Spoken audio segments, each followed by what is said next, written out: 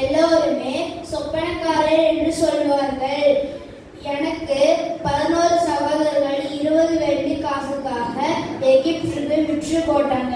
விற்றப்பட்ட நான் பின்னாட்களில் எகிப்துக்கு அதிபதியாக மாறினேன். தேவன் என்னை உயர்த்தினார். தேங்க்யூ. என் பெயர் மதர் தெரேசா.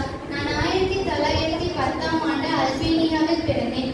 1946ஆம் ஆண்டு இந்தியாவின் கல்கட்டாவில் சேரிகளின் ஏழைகளுக்கு சேவை செய்யுமாறு கடவுளிடமிருந்து அழைப்பு வந்தது. பின்னர் நான் நிறுவன